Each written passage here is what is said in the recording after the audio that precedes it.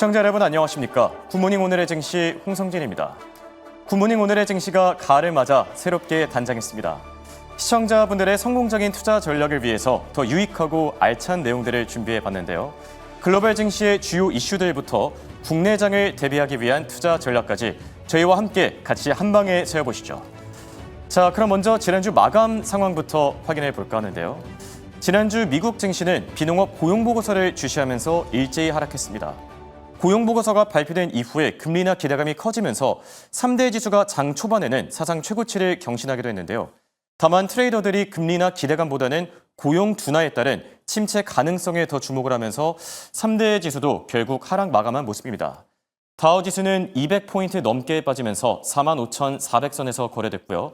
S&P 500 지수는 0.3% 하락, 그리고 나스닥 지수는 약보합권에서 그나마 3대 지수 가운데서는 낙폭이 좀 제한적이었다고 볼 수 있습니다.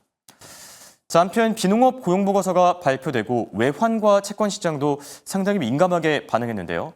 미국의 8월 비농업 신규 고용이 2만 2천 명에 그쳤다는 소식에 고용 쇼크 우려가 부각되면서 국채금리와 달러 인덱스가 모두 다 하방 압력을 받았는데요. 특히 10년물 국채금리는 4.1%가 붕괴되면서 지난 4월 이후, 그러니까 한 5개월 만에 처음으로 가장 낮은 수준을 기록했고요. 또 달러 인덱스도 98이 깨지면서 97.73에서 거래됐고 원달러 환율은 역외 시장 기준으로 1,386원대까지 떨어진 상태입니다. 자, 그럼 이번 한 주는 어떻게 대비하면 좋을지 글로벌 증시 일정표를 통해서 확인해 보시죠. 고용 주간이 지나가고 물가 지표들이 돌아왔는데요. 이번 주를 관통하는 핵심 키워드는 바로 소비자 물가지수 CPI가 되지 않을까 싶습니다. 우선 월요일에는 지표들 가운데서는 뉴욕 연행 기대 인플레이션 그리고 컨퍼런스 보드의 고용 추세 지수가 발표되고요. 그리고 화요일에는 8월 NFIB 소기업 낙관 지수 그리고 3년물 국채 입찰이 진행됩니다. 여기에 또 주요 기업 가운데서는 오라클 실적 중요하겠죠. 그리고 대표적인 밈주인 게임스탑의 실적이 공개되고요.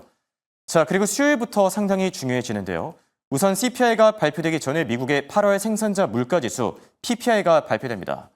지금 월가에서는 PPI가 MOM, 그러니까 전월 대비 기준으로 0.3% 증가했을 걸로 전망 중인데요. 이 수치는 지난달 0.9%에 비해서는 거의 반토막 난 수준이라고 볼 수 있죠. 우선 PPI는 둔화할 거라는 게 월가의 중론이고요. 그리고 바로 다음 날에는 미국의 8월 소비자 물가지수 CPI가 공개됩니다. 팩트셋에서 집계하고 있는 예상치는 현재 헤드라인 기준으로는 2.9%, 그리고 근원 CPI 기준으로는 3.1% 수준인데요. 여기에 또 같은 날에는 유럽중앙은행 ECB의 금리도 결정이 되고요. 이 외에도 10년물과 30년물 국채 입찰 같은 굵직한 일정들도 있고 또 주요 기업들 가운데서는 추이와 어도비, 크로거의 실적까지 같이 예정되어 있는 점도 참고하시기 바랍니다. 결국 정리를 해보자면은 9월 FOMC 회의를 향하는 마지막 관문, 이 CPI에 따라서 증시 방향성이 결정되지 않을까 싶습니다. 자, 그럼 이어서 더 자세한 기업 이슈들, 섹터별 이슈들 이번엔 김현수 아나운서와 체크해 보시죠. 네, 이제 지난 거래일 마감 상황 조금 더 구체적으로 파고들어 보겠습니다. 일단 7개 기업들 상황부터 점검해 보시죠. 3대 지수 안에서는 나스닥의 낙폭이 약간 줄었던 만큼 기술주들의 상승폭이 좀 두드러지는 하루였습니다. 엔비디아 같은 경우는 그 안에서도 2.7% 하락을 했는데요. 엔비디아 어떤 이슈가 있었을까요? 일단 개별적으로 들려온 이슈가 있었다라기보다는 브로드컴이 큰 폭으로 상승을 했는데 여기에 대해서 신규 고객사가 오픈 AI다 이런 이야기가 나오면서 엔비디아가 3% 가까이 하락하는 흐름을 보였습니다. 앞으로의 추이 조금 더 지켜봐야겠고요. 여기에 더해서 테슬라 같은 경우에는 반면 3%가 넘게 올랐습니다. 테슬라 같은 경우 일론 머스크 CEO가 4억 주 이상의 급여 패키지를 공개했는데요. 여기에 대해서는 테슬라 이사회가 일론 머스크 CEO에 대한 보상안을 공개하면서 이에 대한 훈풍을 받아가는 것으로 풀이되고 있습니다. 7개 기업들 전반적으로 혼조세를 보이고 있는데요. 그럼 그 다음 판 넘어가서 전반적인 분위기는 어땠는지 확인해 보겠습니다. 일단 맨 왼쪽에 있는 마이크로소프트와 함께 엔비디아가 큰 폭으로 빠졌다라는 부분을 확인할 수가 있습니다. 여기에 대해서는 브로드컴의 상승세가 두드러졌다라는 이야기를 전해드렸죠. 일단 전반적으로 이 이야기를 살펴보자면 부진한 고용 데이터가 나왔기 때문에 시장 전반에 경기에 대한 우려감이냐 아니면 금리 인하에 대한 기대감을 키울 것이냐 이렇게 두 가지 토픽이 좀 부딪히는 상황이었습니다. 일단 경기에 대한 우려감이 올라갔기 때문에 부동산 업종은 강세를 보인 반면 에너지주 그리고 금융 쪽이 하락한 하루였는데요. 에너지와 금융, 경기에 대한 우려감이 좀 상승하면 하락하는 섹터죠. 그에 대해서는 회사가 기업이 좀 투자 규모를 줄여가는 게 아니냐라는 생각이 들어가기 때문입니다. 경기에 대한 우려가 나오면서 금융업종에 대한 매물이 출회되는 하루였고요. 공급의 과잉과 더해 경기에 대한 우려감이 겹치면서 에너지주 전반으로 하락하는 흐름을 보였습니다. 여기에 반면에서 금리에 대한 하락 효과에 부동산 업종은 급등을 한 하루였는데요. 반도체 안으로 조금 더 구체적으로 들어가 볼까요? 이날은 마이크론이 5% 넘게 급등한 하루였습니다. 그리고 여기에 더해서 브로드컴이 실적에 대한 훈풍에 더해 오픈 AI에 대한 신규적인 소식이 들어와서요. 다음 장 통해서 브리핑으로 만나보시죠. 브로드컴 오른쪽에 써놓은 것처럼 10% 가까이 폭등하는 모습을 보여줬습니다. 어떤 뉴스가 나왔는지 체크해보기 전에 일단 실적 발표 이후 장중 흐름이 어땠는지 체크해보시죠. 전반적인 상승세를 이어가는 모습을 확인할 수가 있습니다. 334달러 선 위로 안착했다라는 부분 함께 확인하시면 좋을 것 같은데요. 실적은 잘 나왔고 이때 당시에 바로 전해드린 적이 있습니다. 하지만 이 다음날 주가를 움직였던 건 실적보다는 컨콜에서 나왔던 내용 때문이었는데 한번 확인해 보시죠. 일단 브로드컴 쪽에서는 신규 고객, 네 번째 고객에 대해서 AI 반도체 주문 약 100억 달러가량의 계약을 따냈다라는 이야기를 했습니다. 여기에 더해서 앞으로 내년까지 회계연도 기준으로 2026년까지의 실적 전망 상당히 개선될 것이다라고 이야기를 했다라는 것에 더해서는 두 가지 이야기를 한번 살펴보면 앞으로의 계약 소식 때문에 우리는 쭉쭉 잘 갈 수 있을 것이다라고 풀이를 해볼 수가 있겠습니다. 브로드컴 측에서 이야기한 네 번째 신규 수주 고객, 바로 업계에서는 오픈 AI가 아니냐라고 점치고 있는데요. 일단 브로드컴 측에서는 자세한 소식을 내놓진 않았습니다. 하지만 오픈 AI라고 점쳐지는 이유가 무엇이냐? 파이낸셜 타임즈의 보도 한번 확인해 보겠습니다. 오픈 AI가 지난해부터 브로드컴과 함께 협업해서 내년 중에 협업을 통해서 완료한 AI 칩을 출시할 것이다라는 보도를 내놨기 때문인데요. 오픈 AI의 GPU 구입처 한번 체크해 볼까요? 여기에서 앞서 엔비디아가 왜 큰 폭으로 떨어졌는지를 확인할 수가 있습니다. 일단 크게 보면 한 세 가지 부문으로 나뉘는데 표시는 두 가지로 해놨습니다. 일단 오픈 AI가 사고 있는 GPU의 구입처 90%는 엔비디아에 달하고요. 나머지 10%는 AMD 그리고 주문형 반도체, ASIC 업체들의 하나입니다. 하지만 이제 이 캐파를 좀 늘려가겠다라는 데에 대해서 엔비디아의 주주들은 그럼 엔비디아의 비중을 좀 줄여가는 거 아니야? 라는 우려감을 나타낼 수가 있는 거죠. 이런 소식이 들려오면서 브로드컴은 10% 가까이 올랐지만 엔비디아는 앞서 보신 것처럼 3% 가까이 낙폭을 키운 모습이고요. AMD도 이 10% 안에 들어가기 때문에 오히려 우리가 조금 더 불이익을 받는 게 아니냐 라는 우려감을 받아내면서 6% 넘게 하락한 모습을 확인하실 수가 있습니다.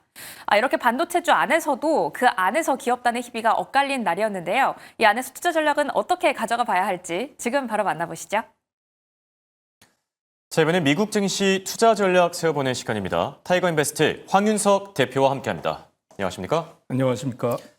자, 주말 사이 이슈들이 많이 나왔습니다. 제일 주목할 만한 게 당연히 고용보고서가 아닐까 싶은데 네. 미국 증시의 탑3 이슈 가운데 첫 번째로 고용보고서 한번 살펴볼까요? 네. 지금 고용보고서가 예상치를 크게 하회하는 그 발표들이 많이 나왔었어요. 그래서 지금 8월 고용보고서에 가장 중요하다고 말씀드릴 수 있는 비농업 고용자 수가 2만 2천 명 증가에 그치면서 예상치가 7만 5천 명인데 크게 하회했고요. 그렇죠. 전월이 7만 9천 명인데 이것도 역시 크게 하회하면서 네. 나타났습니다. 실업률은 4.3%로 나타났고요. 그다음에 ADP 민간 고용에서 보면 5만 4천 건 증가로 예상했는데 예상치가 6만 8천 건도 크게 하회했고요.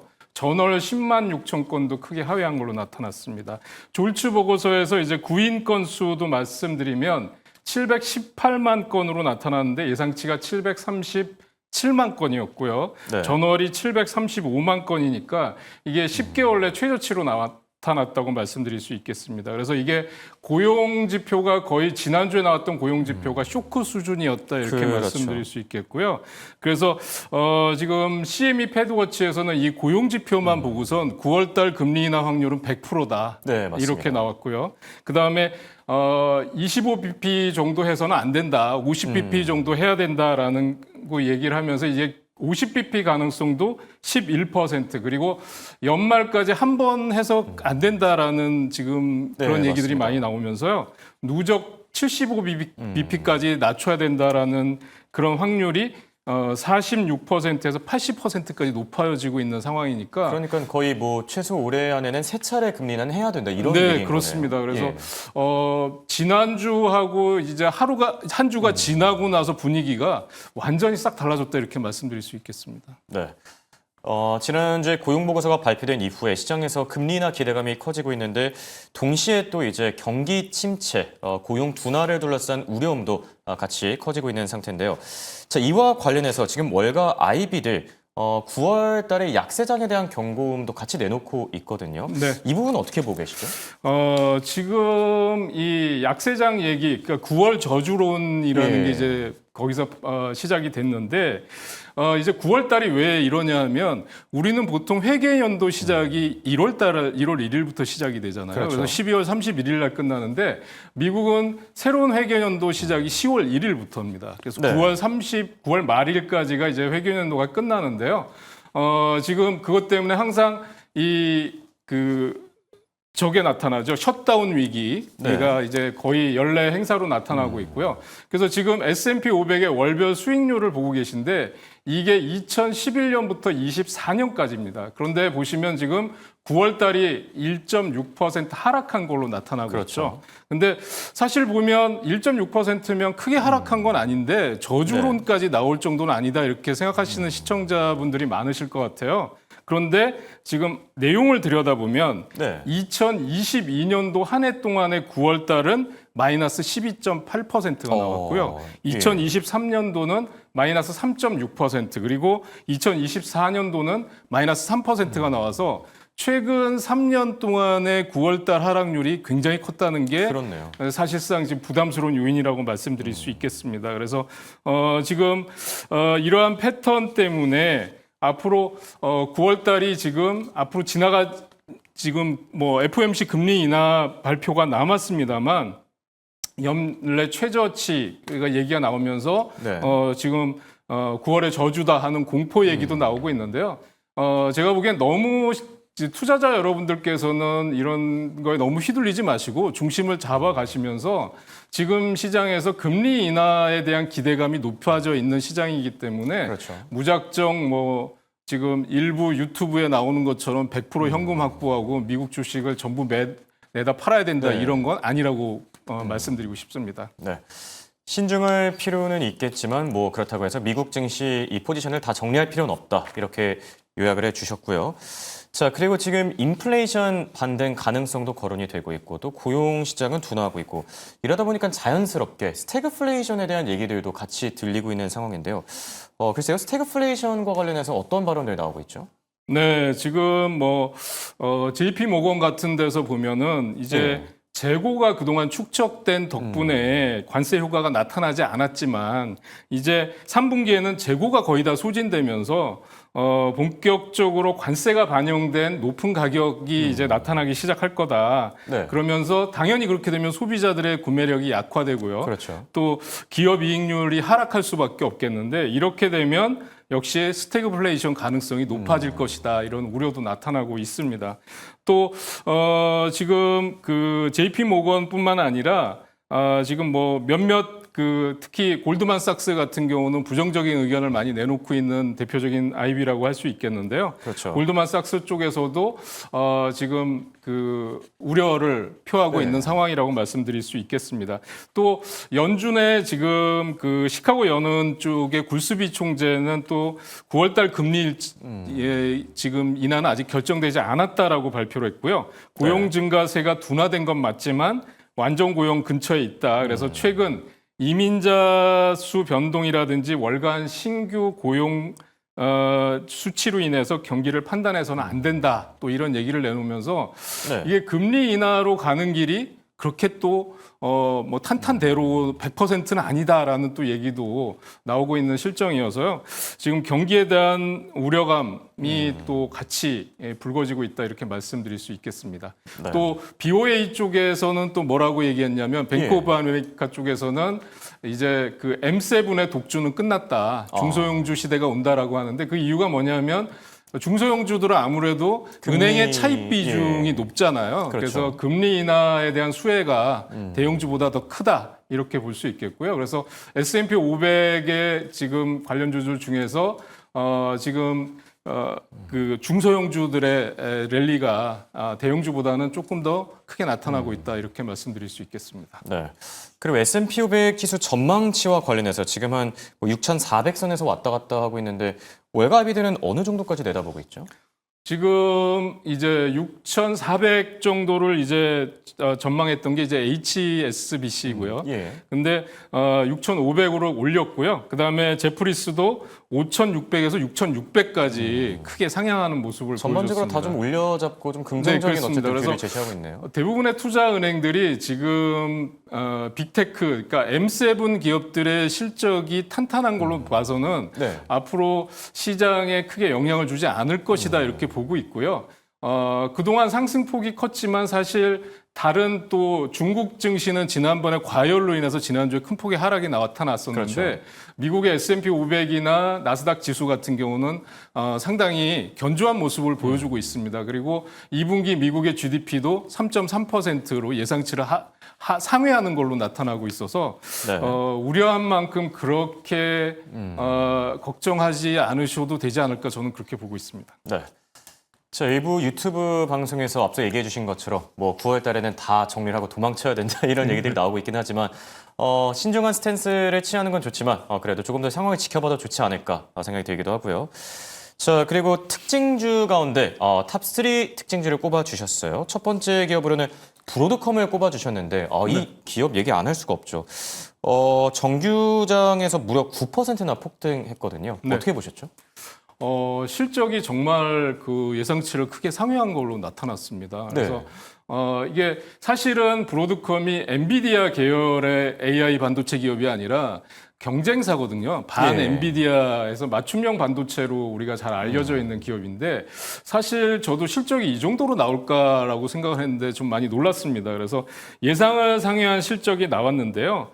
매출액은 159억 5,200만 달러 그래서 전년 동기 대비해서 22% 증가한 걸로 나왔고요. 영업이익이 네. 58억인데 무려 55.4%나 급증한 걸로 나왔고 영업이익률이 36.9%에 달합니다. 보통 제조업 같은 경우는 영업이익률이 10% 넘으면 장사 잘했다고 그러거든요. 예, 그렇죠. 그런데 36.9%가 나왔고요. 단기 순이익이나 주당 EPS 같은 게 다 흑자 전환하는 모습을 보여줬습니다. 그래서 근데 이제 브로드컴 같은 경우는 예상을 상회한 실적은 나왔지만 시장이 기대했던 만큼 폭발적인 것은 아니었다. 네. 이렇게 해석하는 분위기가 커지면서 컨퍼런스 좀 상승 탄력이 둔화됐었어요. 그런데 그랬었죠. 컨퍼런스 콜에서 이제 100억 달러 규모의 AI 칩 주문을 받았다라고 이게 했는데 좀 핵심적이었죠. 이게 핵심이었습니다. 사실은 그게 바로 오픈 AI로부터 네, 받은 맞습니다. 거였다라는 것 때문에 그랬고요. 이미 사실은 브로드컴은 이미 고객 중에 알파벳, 메타, 바이트댄스에 이어서 오픈 AI까지 이제 확보하게 됐고요. 그래서 앞으로 실적 전망이 계속 좋아질 것이다. 그래서 로젠블렛이나 키방크, JP모건, 번스타인 같은 데서는 목표 주가를 400달러까지 높여 잡았으니까 지금 현재 주가가 334달러거든요. 그렇게 따지면 앞으로도 거의 25%에서 30% 그렇죠. 정도의 상승 여력이 있다 말씀드릴 수 있겠는데 차트를 한번 보면서 말씀드리도록 하겠습니다.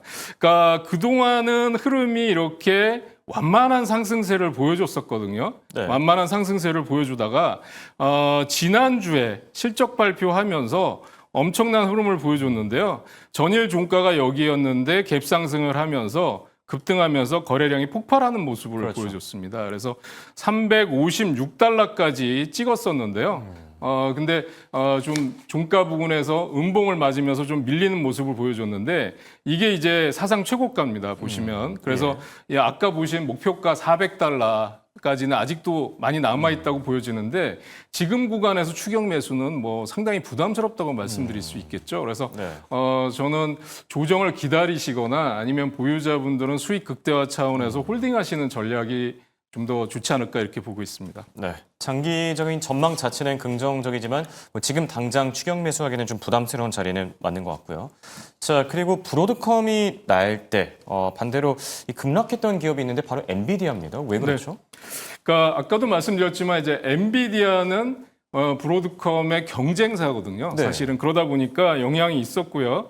오픈 AI부터 100억 달러 수주했다는 소식이 나오니까 AMD를 포함한 이제 엔비디아 진영의 그 AI 반도체 기업들은 약세로 마감되는 모습을 보였었습니다. 그러니까 특히 엔비디아 같은 경우는 실적 발표 이후에 알리바바의 대체 AI 칩 발표가 나오면서 조정을 좀 많이 받는 모습을 보여줬었는데요.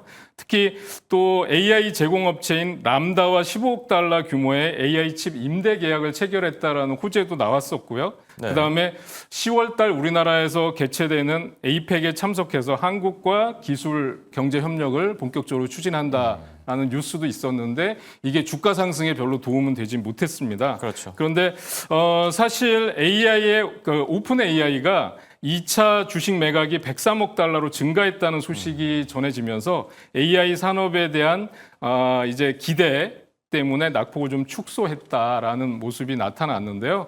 지금 보시면 184달러 지금 고점을 찍고 나서 추세적으로 하향하는 모습을 보여주고 있습니다. 네. 이게 실적 발표하고 나서부터 쭉 흘러내리는 모습이에요. 그래서 지금 160달러대에 있는데요. 167달러 정도에 있는데 저는 지난번에도 말씀드렸지만 그 주봉상의 20주선 부근에 있는 150달러에서 160달러 정도에서 저점을 형성할 걸로 보여집니다. 그래서 이 브로드컴의 독주보다는 이제는 엔비디아의 저점 잡는 쪽에 좀 더 포커스를 맞추시는 게 좋지 않을까 이렇게 보고 있습니다. 네.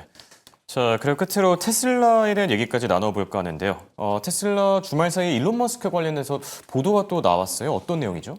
네, 그 일론 머스크의 이제 리더십을 유지하는 거를 목표로 해서 장기 성과 보상 패키지 안을 만들었는데 그게 1,400조에 달한다고 합니다. 대단하네요. 네, 그래서 이걸 이제 미국 증권거래위원회 이사회에서 제출했다라는 소식에 따라서 주가가 강하게 상승하면서 마감이 됐는데요. 이렇게 되면 이제 테슬라의 가치를 7조 5천억 달러까지 성장시키는 것을 포함한 목표 달성할 경우에 이 패키지를 이제 성과 보상 패키지를 지급한다는 내용이고요. 이러한 시가총액이 달성됐을 때 100만 대의 로보택시 또 AI 운영 100만 대의 로보택시를 포함해서 AI 운영 등과 같은 목표 달성까지 포함할 수 있겠다 이렇게 말씀드렸는데 지난 주말에 백악관 로즈가든에서 리셉션에 대형 빅테크 기업 CEO들이 다 초대를 받았는데 네. 일론 머스크만 제외됐어요. 그래서 이게 시장에서는 호재로 받아들이는 분위기입니다. 그런가 하면 신당 창당 아메리카당 얘기 있었잖아요. 그러니까 네. 그것과 관련해서 호재로 받아들이는 흐름인데 역시 말씀드린 대로 무리한 추격 매수는 자제하실 필요가 있고요. 지금은 조정을 기다려야 될 시점이다 이렇게 말씀드릴 수 있겠습니다. 네, 특징주 세 가지로 엔비디아, 테슬라 그리고 브로드컴에 대한 얘기까지 들어봤습니다. 지금까지 황윤석 대표와 함께했습니다. 감사합니다.